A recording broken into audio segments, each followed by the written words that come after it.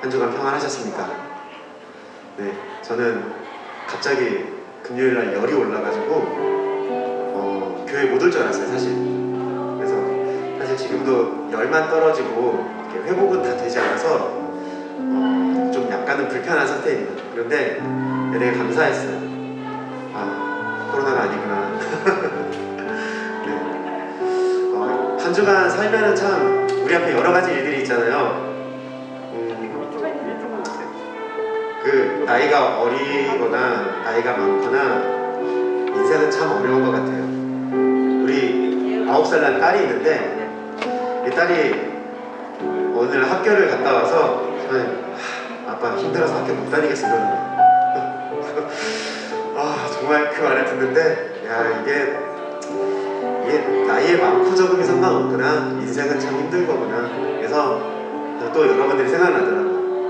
이 시기가 특히 우리 3학년 숨 쉬는 것만으로도 부담스러운 우리 3학년, 네, 여러분들을 축복합니다. 하나님께서 반드시 여러분의 인생의 길을 열어주실 것입니다. 네, 큰 길을 만드시고 또 약속을 지키시는 그 하나님께서 여러분들을 축복하실 것입니다. 우리는 오직 주님만 좀 바라보는 믿음이 필요한 것 같아요. 지금 이 시기가 더 그런 것 같아요. 오늘 목사님 말씀에 코로나가 끝나면 문제가 없을 것 같냐고 이렇게 물어보시더라고요. 맞는 것 같아요. 코로나가 끝나면은 또 다른 문제가 우리한테 놓여질 것입니다. 근데 문제를 문제로 바라보지 않고 그 문제를 안고 갈 수 있는 믿음이 우리에게 필요한 것 같아요. 이 시간 찬양으로 고백했으면 좋겠습니다. 오직 주님만, 오직 주님만 나의 맘에 갈기름 채우네. 오직 주님만 더 가까이 가기를 원하네. 우리 한 번 더 고백합시다.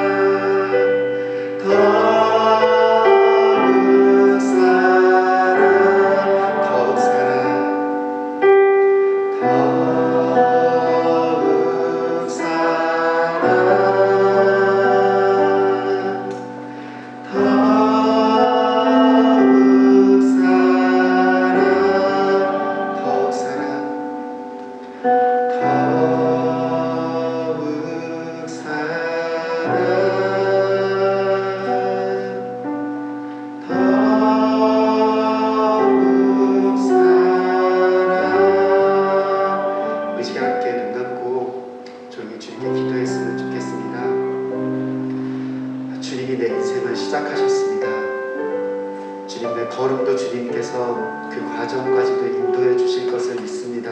그러니 내 인생의 마침표도 주님께서 찍어 주실 것임을 믿습니다. 내가 살면서도 주님을 찬양하며 내 숨이 다할 때까지 주님을 찬양하며 예배할 때에 마지막 단 한 가지 고백, 주님을 더욱 사랑하기 원합니다라는 이 고백이 내 삶에 가득하길 원합니다. 하나님께서 나를 아시듯이, 하나님께서 나를 사랑하시듯이 나도 한번 주님의 자녀답게 주님을 사랑하고 싶습니다.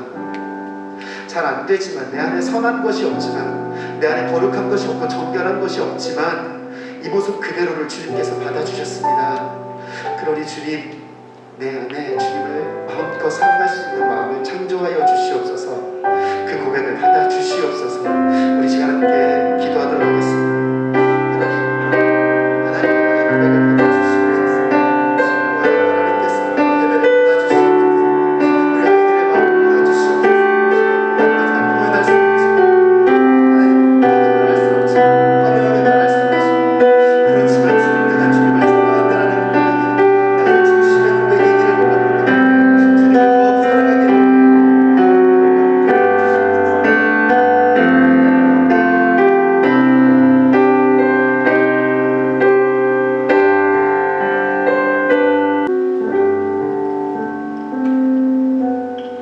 지혜가 길거리에서 부르며 광장에서 소리를 높이며 나의 책망을 듣고 돌이키라. 보라, 내가 나의 영을 너희에게 부어주며 내 말을 너희에게 보이리라. 아멘. 사랑의 주님, 우리를 택하여 자녀 삼아주시고 주의 거처로 삼아주시니 감사합니다. 주님, 주님께서는 땅을 파서 돌을 제하여 극상품 포도나무를 심어주셨는데 좋은 포도맺기를 기다리신 주님 앞에 들포도를 맺었습니다. 용서하여 주시옵소서. 우리에게 성도라는 이름을 주시며 제사장 나라가 되며 거룩한 백성이 되라고 말씀하셨는데 맛을 잃은 소금이 되어 아무 쓸데없어 밖에 버려져 세상에 밟히고 있습니다. 우리의 무너진 장막을 다시 지으며 그 허물어진 것을 다시 지어 일으켜 주시옵소서. 우리에게 주의 이름을 경외하는 지혜로운 마음을 주시고 말씀을 삼가 듣고 순종하게 하여 주시옵소서. 주님, 차별, 평등, 인권의 가면을 쓰고 진리를 왜곡하는 포괄적 차별금지법을 소멸시켜 주시고 세상에 무관심하여 고립된 섬처럼 떠도는 잠자고 있는 성도들을 깨워 주시옵소서. 진리에 무지하여 마음이 굳어져서 세상에 유린당하고 능욕당하지 않도록 우리의 청소년을 보호하시고 지켜주시옵소서. 이 시간 우리 목사님을 위해 기도합니다. 하나님의 택하심을 입어 거룩하고 공동체에 사랑받게 하시니 감사합니다. 긍휼과 자비와 겸손과 온유와 오래 참음을 옷 입어 그리스도의 장성한 분량이 충만한 데까지 이르시기를 기도합니다. 이 시간 말씀 받는 고등부 공동체가 말씀을 듣고 지혜를 얻어 마음을 바른 길로 인도하여 주시옵소서. 우리의 심령의 빛이 임하면 소망이 끊어지지 않을 것입니다. 주님, 코로나로 떨어져 버린 예배의 간격의 자리들이 간구와 기도와 도구와 감사로 충만하게 채워주시옵소서. 주의 빛과 진리로 이 시간도 인도해 주실 예수님의 이름으로 기도합니다. 아멘.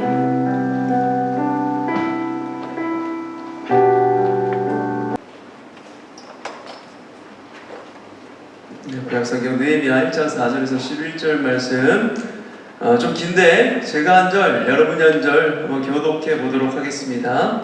내가 이 말을 듣고 앉아서 울고 수일 동안 슬퍼하며 하늘의 하나님 앞에 금식하며 기도하여 이르되 하늘의 하나님 여호와 크고 두려우신 하나님이여, 주를 사랑하고 주의 계명을 지키는 자에게 언약을 지키시며 긍휼을 베푸시는 주여 간구하나이다.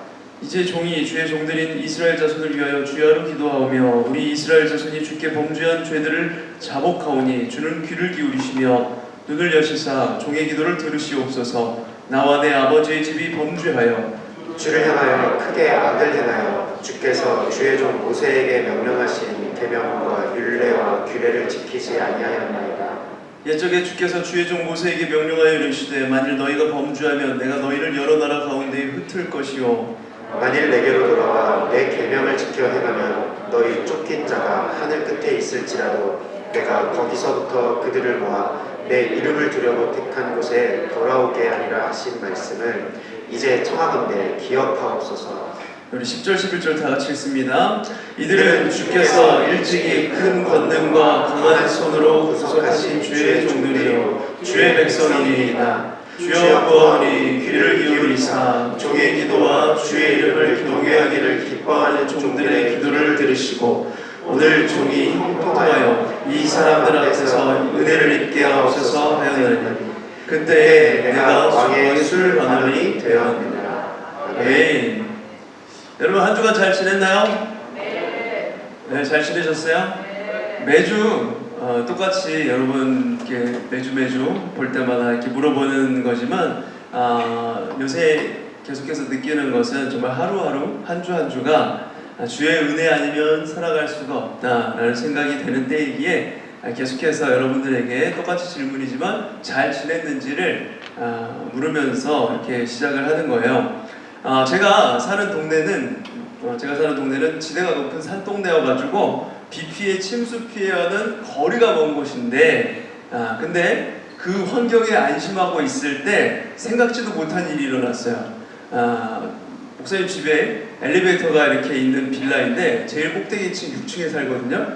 근데 비가 많이 와가지고 엘리베이터에 물이 새어 들어갔나 봐요. 그래서 지난주 초부터 엘리베이터가 멈춰버렸습니다. 장마가 끝나야 수리를 할 수 있다라는 그런 말만 남기고 한 2주째 엘리베이터가 이렇게 멈춰 있는 상황 가운데 있어요. 유모차도 차에 실어놓고 그걸 이렇게 올라가지도 못하고 못 갖고 올라가고 있고 또 택배 아저씨들은 와가지고 힘드시니까 그걸 이렇게 6층까지 이렇게 배달하기 힘드시고 1층에다 놓고 1층에 두고 갔다고 이렇게 연락하고 그냥 가버리셔가지고 매번 그거 이렇게 짊어지고 들고 올라가고 그러고 있어요. 그래도 피해를 입은 게 그 정도뿐이라는 거에 참 감사한 마음이 듭니다. 계속되는 장마 폭우 속에 그리고 또 본격적으로 휴가가 시작되면서 다시 코로나 확진자가 늘어나고 있는 그런 상황이죠. 전문가들은 이태원 그 확진자 발생했을 때 그 상황보다 더 위험한 상황이 돼가고 있다. 지금 굉장히 조심해야 될 때이다 이러고 있는데 어쨌든 그런 상황 속에서 우리가 좀 제한적이지만 이렇게 무사히 예배를 드릴 수 있다는 것 정말 상상할 수 없이 큰 은혜인 줄 믿습니다. 우리 옆에 친구와 함께 인사할게요. 이 시간 여러분들이 별로 안 좋아하는 것 같지만 오늘 널 만난 게 은혜야. 이렇게 한번 인사하겠습니다. 이럴 때 형, 누나, 오빠 이런 거 필요 없어요. 너라고 합시다. 네.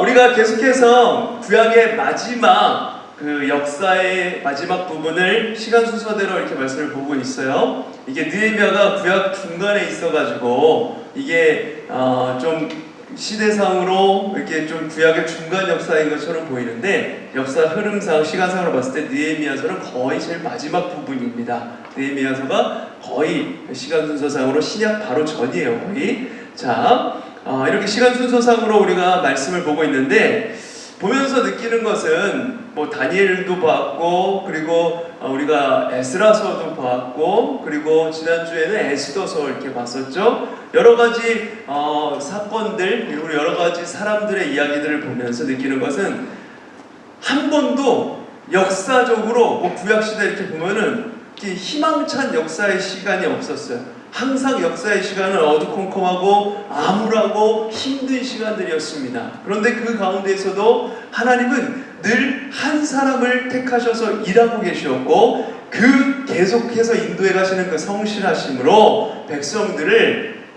보이지 않는 손길로 계속해서 다독이시면서 선한 길로 인도해 가셨다는 것이죠. 구약에 흐르고 있는 아주 주요한 주제입니다. 하나님은 선하시고 이스라엘 백성들의 끝없는 그런 배신과 배반과 죄악에도 은혜로 역사해 가신다. 이게 구약의 주요한 주제예요. 오늘 말씀도 그런 맥락 가운데 있는 말씀입니다. 한 장 넘겨주실까요?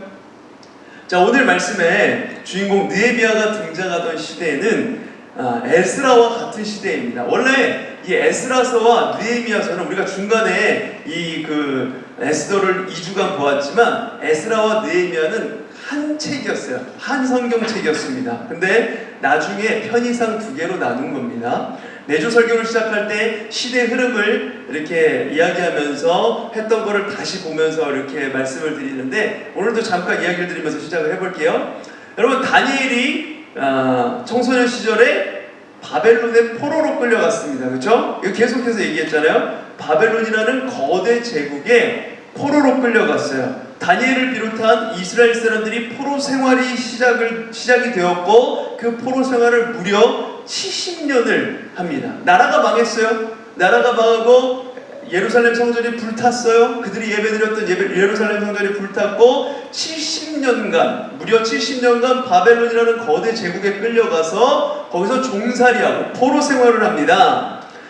그때 페르시아의 왕 누구입니까? 고레스 왕이 등장하여서 무너질 것 같지 않았던, 지금으로 치면 미국보다도 더 강대한 그 바벨론 제국을 무너뜨리고 새로운 페르시아의 그 제국을 건설합니다. 우리가 한 달 전쯤, 한 3주 전쯤 에스라서를 볼 때 다 이야기했던 내용이었죠. 계속해서 이렇게 리마인드 하는 거예요. 역사의 흐름이 이렇게 내려오고 있습니다. 이거를 얘기해 주는 겁니다. 한 장 넘겨주시고요. 자, 고레스가 하나님의 감동하심으로 이스라엘 백성들을 포로에서 전부 고향 땅 예루살렘으로 돌아가게 해요. 그때 포로 귀환을 한 번에 다 한 게 아니라 1차, 2차, 3차에 나눠서 하는데 1차적으로 귀환하게 했던 게 바로 스룹바벨이라는 총독을 세워서, 예루살렘 총독을 세워서 1차적으로 이렇게 귀환을 하게 했습니다. 그때 돌아가지 않고 남아있던 사람들의 이야기가 바로 지난주까지 봤던 에스더예요. 그래서 에스라서 그 중간을 나눠가지고 1차 기한과 2차 기한 사이에 에스더가 위치하고 있는 겁니다. 그래서 에스더를 중간에 봤던 거예요. 자, 그렇게 이제 에스라와 함께 하나님의 집, 하나님의 성전, 그리고 성벽을 재건하는 일을 하는 것이 오늘 보게 될 느헤미야입니다. 고레스 왕이 느헤미야가 활동하던 시대부터 약 90년에서 100년 전에 포로로 돌아가도 좋다. 너희들이 포로 생활을 70년 넘게 했으니 이제 예루살렘으로 돌아가도 좋다. 너희들의 땅으로 돌아가도 좋다. 이 명령을 내렸죠. 느헤미야는 이제 포로기의 마지막 사람이라고 보면 됩니다. 1차 포로교환이 있었고 또 2차 포로교환이 있었어요. 그리고 1차 포로교환 때 고향 땅으로 돌아갔던 인물이 바로 스룹바벨이었고 총독으로 부임을 해서 갔고, 그리고 2차 때 우리가 지난주에 봤던 에스라가 예루살렘으로 돌아가게 돼요. 그런데 이 1차와 2차 두 번 고향 땅으로 돌아가는 그 귀환이 있었을 때 느헤미야는 그때 돌아가지 못하고 여전히 그 페르시아 땅에 남아있게 됩니다. 그런데 한 장 넘겨주시고요. 오늘 본문의 11절의 마지막에 보니까 이 느헤미야의 직함이 뭐라고 되어 있나요? 그때 내가 왕의 무슨 관원이 되었느라 이렇게 노란 글씨로 되어 있죠? 술관원이 되었다라고 이렇게 기록이 되어 있어요. 느헤미야의 직위가 뭐라고요? 직함이 술관원. 느헤미야가 페르시아 왕궁의 술관원을 맡은 자였어요. 술관원이 뭐냐? 이 당시에는 나라끼리 정변이 자주 일어나고 또 정치체제가 왕 중심의 중앙집권적인 체제이다 보니까 이 왕의 신분을 가진다는 것은 절대적인 위치에 있었습니다. 그래서 이 왕이 마음에 들지 않고 왕을 끌어내리려고 하는 사람들이 독살극을 잘 벌였어요. 네, 왕이 먹는 음식에다 독을 타가지고 그것을 몰래 먹게 해서 왕을 시해하는 그런 일들이 자주 벌어졌습니다.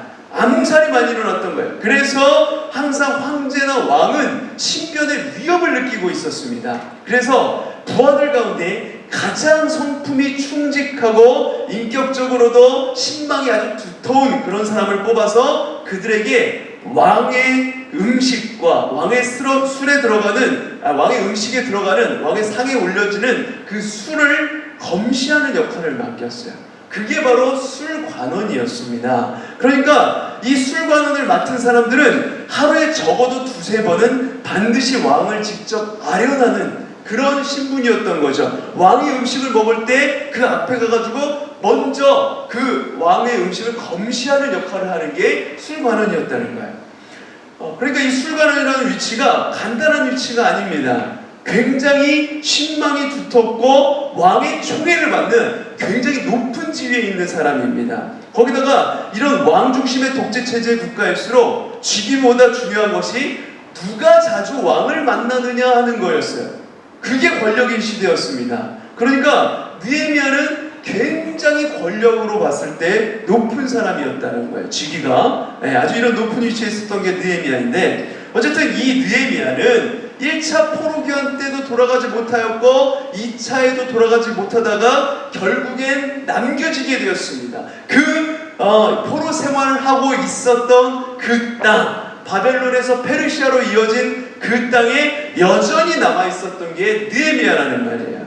조상으로부터 하나님의 백성으로서 예루살렘을 향해서 항상 기도해야 되고, 예루살렘을 사모하고, 예루살렘 성전에 예배하는 것을 사모하고, 그곳으로 돌아가기를 꼭 돌아가야 한다. 이것을 소망을 품고 기다려라. 이 이야기, 하나님의 백성이라는 정체성에 대한 이야기를 들으면서 고향에 대한 소망, 돌아가고 싶은 마음, 이것이 느헤미야 가운데 굉장히 많이 있었을 것입니다. 여러분들, 지금 우리가 이번 주가 어제가 광복절이었죠. 75주년 광복절이에요. 여러분들은 별로 이렇게 피부로 와닿지 않고, 사실 목사님 세대도 별로 피부에 와닿지 않고, 지금은 일제시대를 겪은 세대들이 없습니다. 예전에 이미 다 돌아가셨거나 이제 거의 돌아가시기 직전에 그런 연세 있으신 분들이죠. 그래서 그렇지만 우리가 이때에 이 이스라엘 역사와 우리 역사를 비교해보면 좀 비슷한 점이 많아요. 포로 생활을 70년간 했어요. 우리는 일제 36년 동안 일제 치하에 있었죠. 그 기간 동안, 그 36년 동안 일제 치하에 있을 때 많은 민족의 지도자들, 많은 백성들이 뭘 바랬겠습니까? 안정적인 집을 꾸려놓고 사는 거, 이런 걸 바랬겠습니까? 오직 그 민족이 바로 해방을 얻는 것, 일본의 압제로부터 해방을 얻는 것, 이것만 바라고 나아갔던, 기독교인들도 마찬가지였어요. 기독교인들도 민족의 지도자들 가운데 기독교인들이 굉장히 많이 있었는데, 그들이 항상 나라를 위해서 기도했던 게 뭡니까? 일본의 포갑으로부터 우리를 구원하여 주시옵소서. 이런 소망이 있었단 말이에요. 항상 그런 소망을 갖고 살았는데, 그거보다 2배나 되는 70년 기간 동안 바벨론의 포로 생활을 했어요.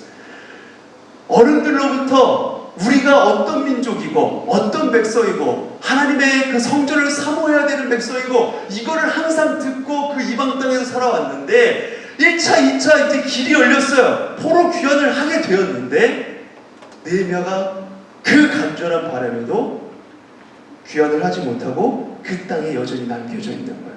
혼자 남겨진 겁니다. 그 같이 일했던 지도자들이 갔는데 남겨지게 된 거예요. 자, 그런데 느헤미야는 이 포로기 때 바벨론으로 잡혀왔던 사람의 후손이었던 사람입니다. 그러니까 바벨론 땅, 지금은 페르시아가 점령한 이 바벨론 땅에서 태어난 백성이다 보니까 아무래도 그 제2교포예요. 그러니까 이스라엘 민족성을 가지고 있는 사람이지만 이 페르시아 땅에서, 바벨론 땅에서 태어난 사람이란 말이에요. 거기서 나고 자라고 한 사람이에요. 그러다 보니까 모국어가 서툴렀을 것이고, 또 그 나라에서 뿌리 내렸던 삶이 있었을 것이고, 어쨌든 그런 상황 가운데 돌아오지 못한 남은 자가 되었던 거예요. 홀로 하나님의 대열에서 빠져버린 겁니다. 하나님께서 예비하신 그 포로 귀환의 그 대열에서 홀로 남겨진 그런 상황이에요. 왜 나는 그때마다 빠질까? 왜 나는 남겨지는 것일까? 왜 나는 항상 나머지가 되는 것일까? 왜 나는 거기에 끼지 못하고 있는 것일까? 우리가 만약 이런 상황이라면, 이런 생각들을 하며 굉장히 마음이 힘들었을 것입니다. 나는 하나님께 버림받았나? 하나님께 설득받지 못한 것인가? 그런데 이 사람이 1차 때도 돌아가지 못하고 2차 때도 돌아가지 못하고 남겨진 데에는 다른 이유로 설명할 길이 없는 특별한 이유가 있습니다. 바로 하나님의 섭리예요. 이게 바로 하나님의 섭리였습니다. 결국은 이 느헤미야, 이 남은 자에 의해서 나중에 아마 다음 주나 다다음 주에 보게 될 것인데, 이 남은 자에 의해서 아무도 하지 못하고 있었던, 누구도 손댈 수 없었던, 한 장 넘겨주실까요? 성벽 재건의 역사가 이루어집니다. 느헤미야를 통하여서. 이 일로 주변 나라가 깜짝 놀라서 하나님께 영광을 올려드리게 되는 결과가 생기게 됩니다. 야, 역시 저 하나님은 대단한 신이시구나, 하나님이 역사하셨구나, 모든 주변 나라에서 이렇게 고백할 정도로 누구도 어려워했던 그 성벽 재건의 역사를 단 52일 만에 완성시켜요. 많은 어려움이 있었겠죠. 방해도 있었고, 방해보다 더 힘들었던 것은 무너진 그 유다 민족의 정서와 신앙적인 그런 모습이었습니다. 완전히 무너져 내려 있었어요. 그래서 이 느헤미야서는 뭐냐면, 신앙적으로 무너져 있었던 그런 하나님의 백성들이 성전을 다시 짓고 성벽을 세우는 과정 가운데에서 바로 가장 중요한 신앙을 회복해가는 스토리입니다. 무너져 있던 예배가 회복되는 이야기, 이게 바로 에스라서와 느헤미야의 이야기예요. 자, 여러분, 집은 다시 짓는 것보다 새로 짓는 게 훨씬 더 수월합니다. 아무것도 없는 벌판에다가 땅 파고 기초 나서 새 집을 짓는 것이 훨씬 더, 허물어진 집을 들어가서 뜯어 고치고 다시 그림을 그려서 새 집을 만드는 것보다 훨씬 더 수월한 일입니다. 이게 새 집 짓는 것보다 다시 뜯어 고쳐서 다시 이렇게 부시고 짓고 구상하고 하는 일이 훨씬 어려운 일이에요. 왜 그럴까요? 이미 무너져 내렸던 경험이 있고 실패한 기억이 있기 때문에 좀처럼 이것이 회복되거나 일어나기가 쉽지 않은 겁니다. 우리 집이 무너져 내렸을 때 그것을 다시 짓는다는 것, 이게 굉장히 쉽지 않은 일이라는 거예요. 이번 장마폭우로 수많은 이재민이 발생하였죠. 순식간에 집안에 물이 차고 집안이 무너져 내렸습니다. 이런 분들을 위해서 여러분들, 우리가 나 몰라라 할 것이 아니라 나랑 상관없는 일이니까 나만 잘 살면 되지, 이게 아닙니다. 우리가 이런 분들을 위해서 기도해야 돼요. 집을 다시 짓는 것, 그 아픔과 실패의 기억, 어려움을 다시 딛고 일어서는 게 너무 힘들고 어려운 일이라는 거죠. 지금 어쩌면 누구도 손대지 못했던 이 성벽을 재건하는 역사를 이뤄가기 위해서 하나님의 미리 계획한 견해 느헤미야를 감춰두셨다가 이제 역사 위로 드러내셔서 사용하시는 것입니다. 그러니까 나는 다 준비가 되었다라고 생각을 했는데 또 왜 하나님은 나를 부르시지도 않고 쓰지도 않으실까? 본인 스스로 낙심해서 지금 애타게 기도하고 간구하고 있는 친구가 있을 수 있어요.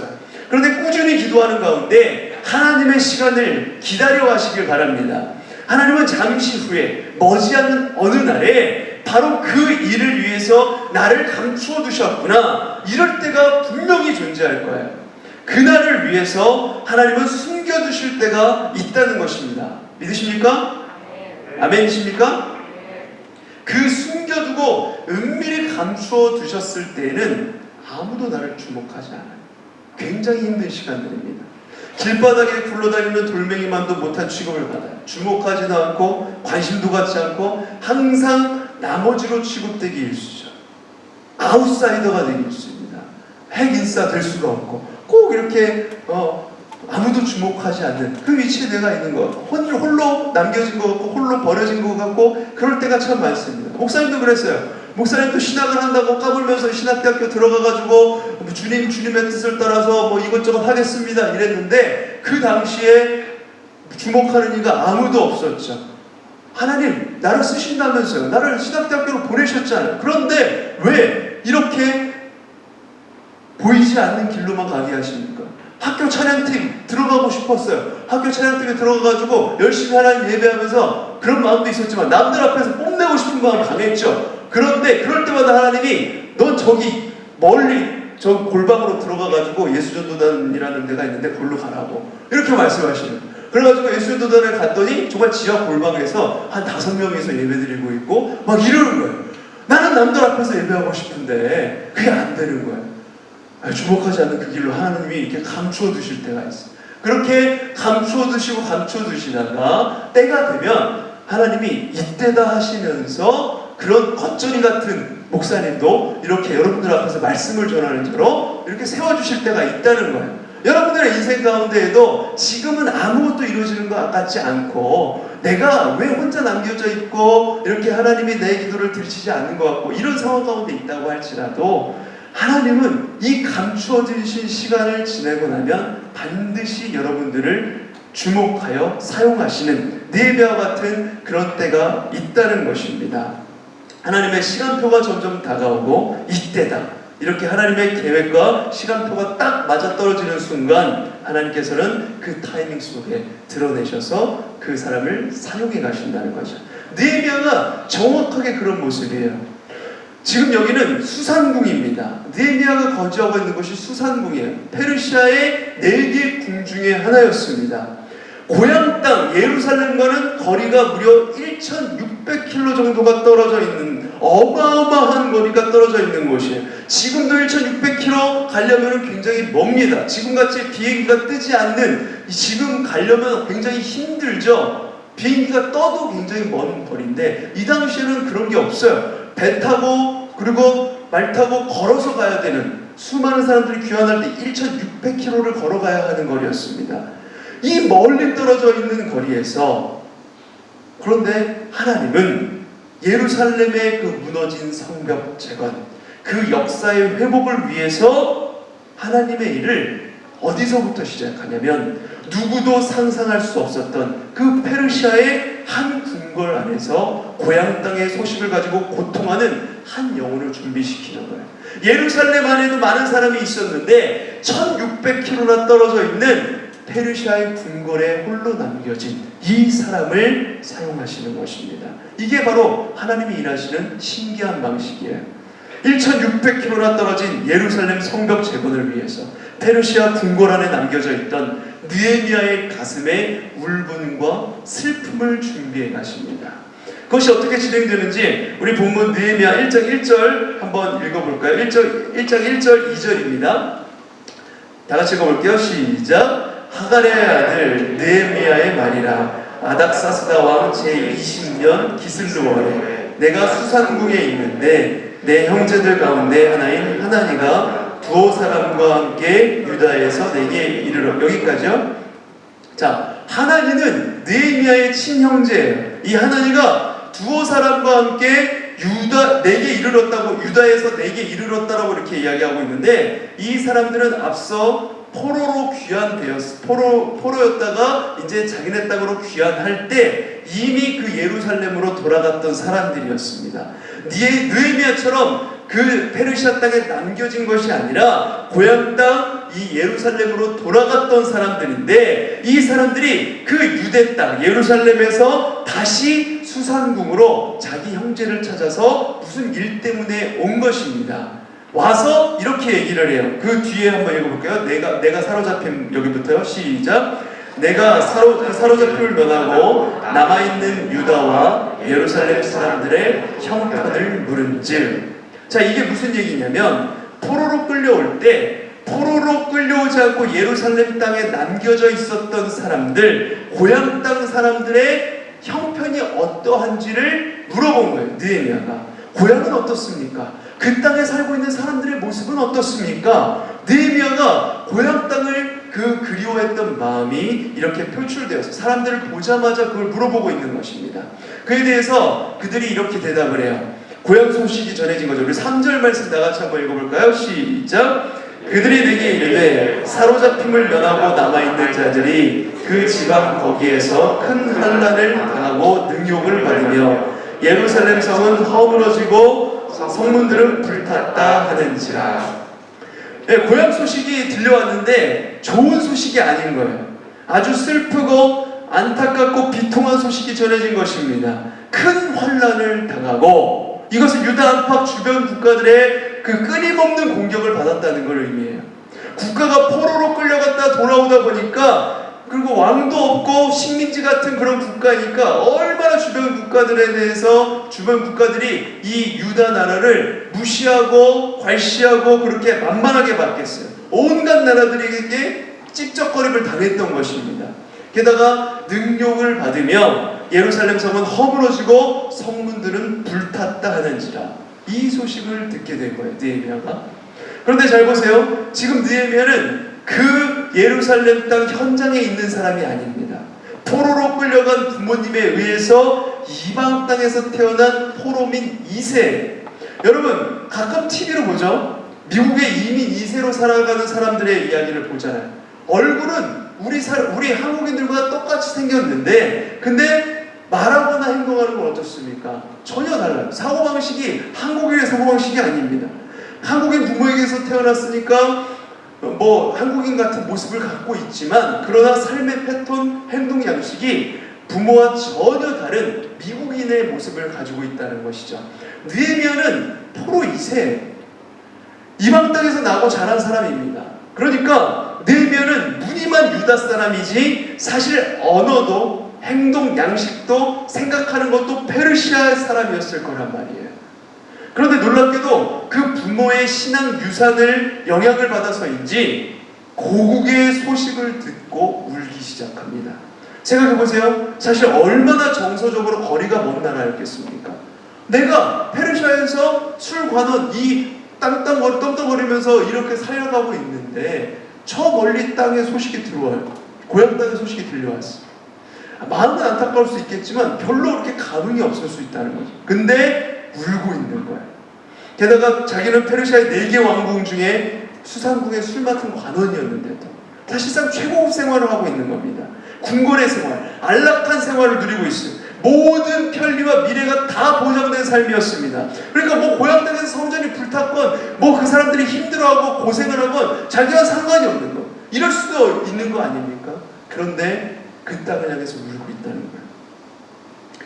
4절에 보시면 이렇게 써 있어요. 한 장 넘겨주시고요. 내가 이 말을 듣고 앉아서 울고, 그냥 보통 운 게 아닙니다. 수일 동안 슬퍼하며 하늘의 하나님 앞에 금식하며 기도하여, 금식까지 기도하며 그렇게 금식하면서까지 기도하면서 울고 있는 거예요. 대단하죠? 하나님은 왜 이런 사람들을 마지막까지 귀환 조치 시키지 않으시고 이 땅에 남겨두었는가? 우리는 이것을 이제 보게 되는 것입니다. 이제 드디어 하나님의 그 길고 길었던 기다림의 시간, 감춰진 시간이 드러나기 시작하는 거예요. 여러분, 우리 그리스도인들에게 꼭 이런 시간이 있다는 거예요. 아까 얘기한 것처럼 은둔의 시간, 모두 주목하지 않는 감추어진 시간이 있습니다. 나중에 우리 친구들의 삶에서 반드시 경험하게 될 시간들이에요. 그런데 그 시간에 하나님이 이렇게 딱 덮어놓으시고 아무 관련 없이 행하시는 것처럼, 아무 우리 기도 들어주시지 않는 것 같고 역사하시지 않는 것 같고 그런 시간들이 있습니다. 그 시간을 겪게 되는 본인은 죽을 맛이겠죠. 깜깜하고 답이 나오지 않고 앞이 보이지 않습니다. 하나님이 덮어두신 시간이에요. 그 시간을 견뎌내고 버텨낼 때 서서히 주님의 인도하심이 그 가운데서 드러나게 되는 것이죠. 이제 서서히 고향에서 날아든 슬픈 소식으로 이 감추어졌던 시간의 베일이 벗겨지기 시작합니다. 하나님이 이젠 네가 일할 시간이다. 이 시간을 위해서 내가 너를 준비해 둔 것이란다. 그동안 힘들었지, 고향 땅 많이 생각했지, 많이 그리워했지, 돌아가 보고도 싶은 마음이 있었겠지. 결국은 이 일 때문에 내가 너의 그 힘든 고통과 어려움 속에서도 페르시아에 남겨둔 것이다. 느헤미야의 감추어진 시간이라고 하나님이 말씀하시는 거예요. 그래서 이제 느헤미야가 제일 먼저 그 무너진 성벽 재건의 역사를 위해서 뭘 준비하냐면 재료를 준비하고 여러 가지 것들을 사다 놓고 최상품으로 성벽 재건을 어떻게 하는지 그 공법을 연구하고 그러지 않습니다. 뭘 준비하냐면 바로 기도를 준비해요. 자, 우리 4절 끝에 보니까 이렇게 되어 있죠. 4절 끝에 노란 글씨로 되어 있는 거 바로 하늘의 하나님 앞에 있어요.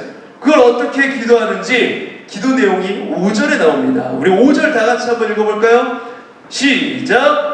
이르되 하늘의 하나님 여호와 크고 두려우신 하나님이여, 주를 사랑하고 주의 계명을 지키는 자에게 언약을 지키시며 긍휼을 베푸시는 주여 간구하나이다.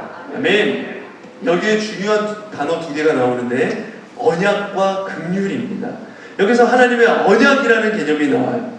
하나님의 언약은 하나님의 긍휼하심에 기초되는 언약, 약속이라는 거예요. 우리는 사실 하나님과 동등한 위치가 아니잖아요. 피조물이에요. 하나님께서 만드신 사람, 하나님과 계약을 맺을 수 없는 낮고 낮은 존재들입니다. 한참 부족해요. 그런데 오직 하나님의 긍휼하심의 기초가 되어서 하나님이 일방적으로 우리의 삶 가운데 개입하셔서 우리에게 언약을 맺으십니다. 내가 너를 아들 삼는다. 내가 너를 딸로 삼겠다. 너는 이제부터 나의 백성이다. 그러니까 내 말을 듣고 지켜 행하면 내 앞에는 이러한 길들이 준비될 것이다. 이걸 약속하신 거예요. 그런데 하나님은 그 약속만 하시고 나 몰라라 그냥 버려두시는 게 아닙니다. 하나님은 성실하신 하나님이세요. 약속에 성실하신 하나님. 하나님이 성실하시다는 것은 일관성이 있다는 말입니다. 우리가 어떤 모습으로 있든 아무리 작고 약한 모습이 있고 죄가 많은 모습이 있고 우리가 넘어져 있든 우리가 잠을 자고 있든 실패의 자리에 널브러져 있든 하나님은 하나님께서 우리와 함께 맺으신 그 언약에 대해서 일관되게 움직여 가시는 분이라는 거예요. 그래서 절대 이 언약은 중간에 깨지는 법이 없어요. 우리가 죽어있다 살려서 데려가십니다. 어디가 부러져 있다 고쳐서 데려가십니다. 어디 빠져있다 건져서 데려가세요. 그게 바로 언약의 하나님, 하나님께서 우리와 맺으신 언약이 이러하다는 것입니다. 나와 그 동등한 위치에서 맺는 계약과 개념 자체가 다른 거예요. 하나님의 언약에 대해서 신실하신, 성실하신 분이, 이 성실하심은 우리의 평생의 삶에서 계속적으로 이루어져 간다는 것입니다. 믿으십니까? 자, 계속해서 우리 6절 말씀 함께 한번 읽어볼까요? 시작. 이제 종이 주의 종들인 이스라엘 자손을 위하여 주야로 기도하며 우리 이스라엘 자손이 주께 범죄한 죄들을 자복하오니 주는 기울을 기울이시며 눈을 여시사 종의 기도를 들으시옵소서. 나와 내 아버지의 집이 범죄하여. 네, 여기 놀라운 사실이 하나 있는데 지금 기도를 누가 하고 있습니까? 느헤미야가 하고 있는 기도예요. 느헤미야는 포로 이후에 태어난 사람이라고 했습니다. 그것도 그 바벨론 땅 무너진 성터에서 조상들이 지었던 죄악의 현장에 그는 태어나지도 않고 조상이 지었던 죄와는 어떻게 보면 관련이 없는 사람이에요.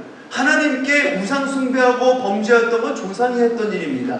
이미 포로로 끌려와 있고 그 포로기에 태어난 사람이 느헤미야예요. 그런데 그의 기도에 뭐라고 나오냐면 내 집과 내 아버지의 집이 하나님 앞에 죄를 범하였나이다. 이렇게 얘기해요. 조상의 죄를 내 죄로 여기는 겁니다. 이어서 7절에 제가 읽어드릴게요. 주를 향하여 크게 악을 행하여 주께서 주의 종 모세에게 명령하신 계명과 율례와 규례를 지키지 아니하였네. 하나님의 율례를 지키지 않았으므로 우리가 죄악을 범하였습니다. 느헤미야가 직접 저지른 죄악이 아니에요. 그런데 느헤미야는 그것을 집안의 죄악으로, 우리 죄악으로 자신이 죄를 범한 당사자의 입장에서 하나님 앞에 철저하게 용서를 구하고 있는 겁니다. 우리 계속해서 8절 9절 한번 읽어볼까요? 시작. 옛적에 주께서 주의 종 모세에게 명령하여 이르시되 만일 너희가 범죄하면 내가 너희를 여러 나라 가운데 흩을 것이요 만일 내게로 돌아와 내 계명을 지켜 행하면 너희 쫓긴 자가 하늘 끝에 있을지라도 내가 거기서부터 그들을 모아 내 이름을 두려고 택한 곳에 돌아오게 하리라 하신 말씀을 이제 청하건대 기억하옵소서. 아멘. 느헤미야는 우리의 죄악으로 지금 성전이 무너지고 포로 생활을 하고 있으나 그럼에도 불구하고 하나님 앞에 하나님의 그 언약의 말씀을 주장하고 있습니다. 하나님, 우리가 잘못한 건 맞는데요. 우리가 다시 모세의 그 율례와 법도대로 돌아오면 용서해 주시겠다라고 하나님 약속하시지 않으셨습니까?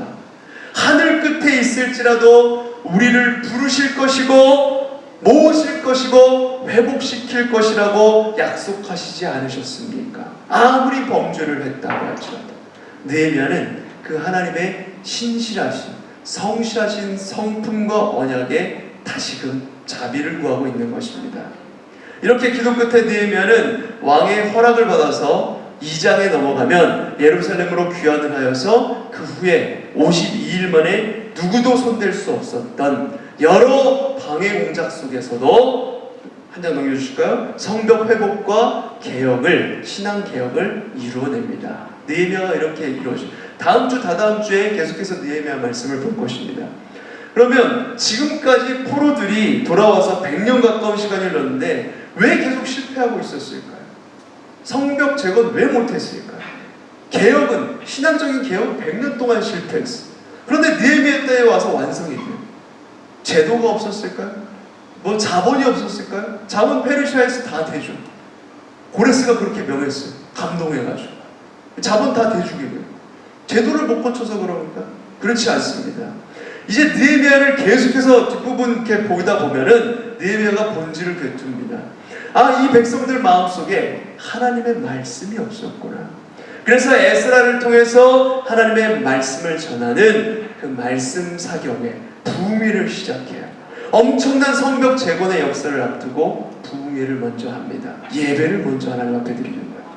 문제는 노동력도 아니고 제도적인 개혁이 필요한 것도 아니고 돈이 필요한 것도 아니고 사람의 마음속에 하나님의 말씀을 통해 근본적으로 그 신앙이 뒤집어지는 역사, 근본적으로 새로워지는 그 은혜가 전제되지 않고서는 진정한 개혁이 일어날 수가 없는 것이구나.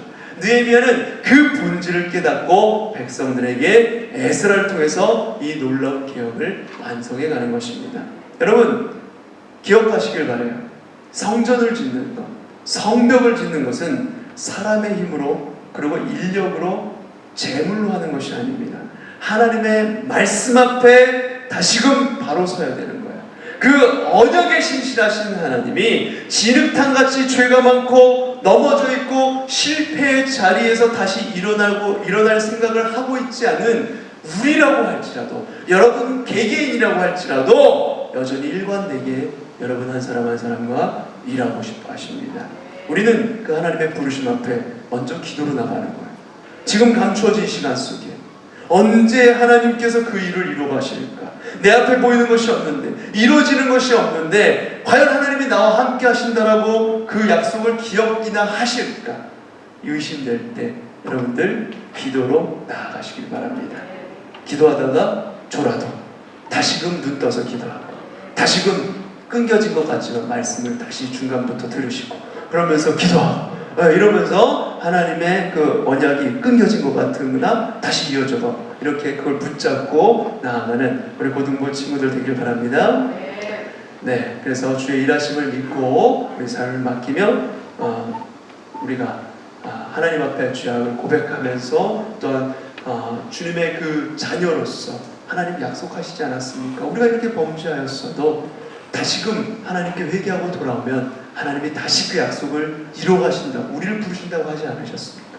이 믿음을 가지고, 느헤미야가 했던 이 기도를 가지고 여러분과 함께 기도하며 주 앞에 나아가는, 그래서 무너진 부분들을 회복해가는 우리 고등부 친구들 모두가 되기를 간절히 소망합니다.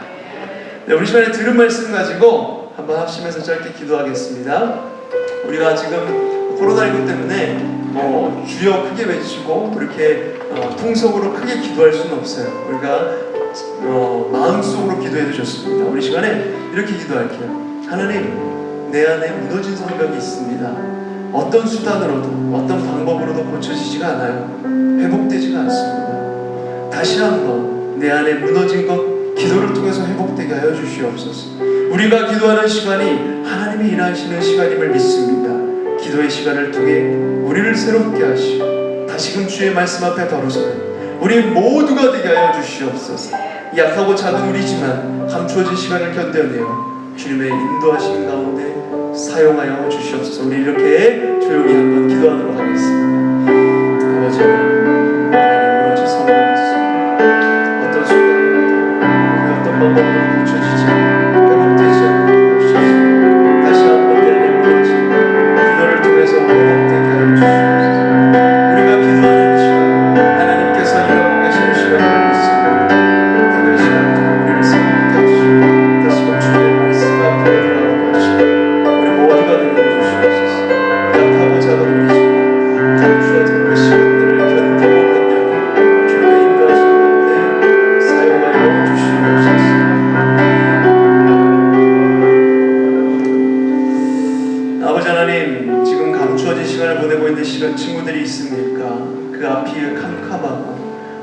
내 기도를 듣고 계시는지, 나를 통해 무언가 이루어 가신다라고 했는데 왜 나만 덩그러니 혼자 남겨졌는지 이해하기 힘든 시간을 보내고 있는 친구들이 있습니까?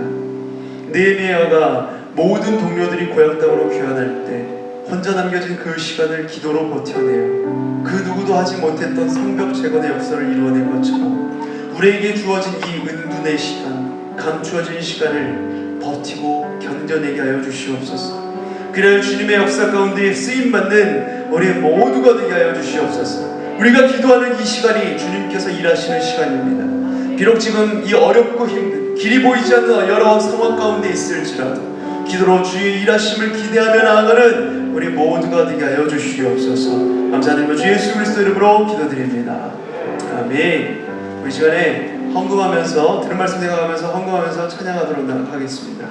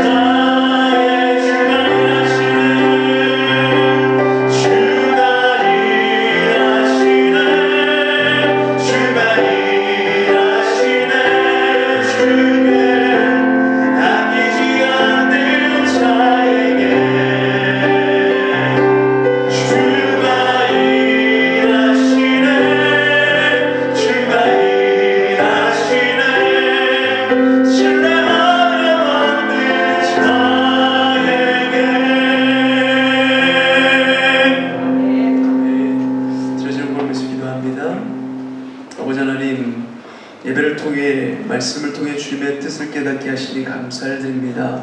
깨달은 그 은혜로 우리 삶에 역사하고 계시는 주님께 마음을 드리며 기도로 한 걸음 한 걸음 내딛는 우리 모두가 되게 하여 주시옵소서. 지금 감추어진 시간, 그 힘겨운 은둔의 시간을 보내고 있다고 할지라도 주님의 시간에 우리를 사용하실 우리 주님을 바라보며 믿음 가지고 인내하며 주님께서 일하실 것을 바라보며 기도로 나아가는, 견뎌내며 나아가는 우리 모두가 되게 하여 주시옵소서. 주님께 마음을 담아 예물을 올려드립니다. 기뻐 받아 주시옵고 이 예물이 주님의 나라를 위해 그리고 교회를 위해 아름답게 사용되게 하여 주시옵소서. 드린 손길 위에 하늘의 복으로 함께하여 주시옵소서. 코로나19로 두려워하고 있는 우리 모든 친구들, 우리 선생님들 만져주시고 위로하여 주시옵소서. 몸의 연약함으로 질병으로 고통받고 있는 우리 친구들, 저 친구들의 가족 있다면 그 가운데 함께하여 주시고 치유와 회복의 은혜를 경험하게 하여 주시옵소서. 아버지 하나님, 장막 폭우로 인하여서 고통받고 있는 그 많은 사람들의 그 울음소리와 기도소리를 들어주시고 하루속히 그 이재민들이 정말 나음을 입을 수 있도록 주님께서 인도하시고 보호하여 주시옵소서. 여러 환경과 상황 속에서 주님께서 주시는 평안이 우리 모두에게 충만히 넘치게 하여 주시옵소서. 감사드리며 주 예수 그리스도 이름으로 기도드립니다. 아멘. 아버지 하나님, 주님께서 우리를 축복하여 주시고 아버지 하나님 이렇게 예배 가운데로 나오게 하시니 감사드립니다. 어려운 상황 가운데 있지만 아버지 하나님 그럼에도 우리가 주님을 사랑하며 주님을 더욱더 뜨겁게 사랑하며 예배하며 나아가는 우리 고등부 모두가 될 수 있도록 하나님 붙들어 주시옵소서. 이제 문을 열고 나가면 세상입니다. 세상은 여전히 세상의 가르침으로 우리를 계속해서 경쟁하게 만들고 누군가를 밟고 올라서라고 그렇게 이야기하는데 아버지 하나님 그 상황 가운데에서 우리가 빛 대신 주님을 믿고 세상을 빛으로 변화시킬 수 있는 우리 고등부 공동체가 될 수 있도록 하나님 붙들어 주시옵소서. 아버지 하나님 우리가 이 감추어진 시간, 은둔의 시간, 힘든 그 시간을 보내고 있을 때에 아버지 하나님 그냥 지쳐 쓰러져서 하나님께 푸념에 섞인 말이라도 기도함으로 주님 앞에 나가게 해주시고 그 시간들을 잘 버텨내어서 내 예배와 같이 하나님의 타이밍에 기가 막히게 쓰임받는 고등부 친구들 한 명 한 명 될 수 있도록 주님께서 붙들어 주시옵소서. 이제는 길이요 진리요 생명 되신 예수 그리스도의 은혜와 성부 하나님의 다함없는 사랑하심과 성령님의 함께하심의 은혜가 감추어진 시간 속에 주님의 일하심을 믿고 기도로 주의 뜻을 구하며 나아가기 원하는 모든 고등부 친구들의 머리 위에 사랑하는 우리 교사 선생님들 머리 위에 모든 가정과 교회 위에 장마 폭우 피해로 고통받고 있는 이재민들 위에 이 나라의 민족 온 세계 열방 위에 이제로부터 영원까지 함께하실지어다. 아멘.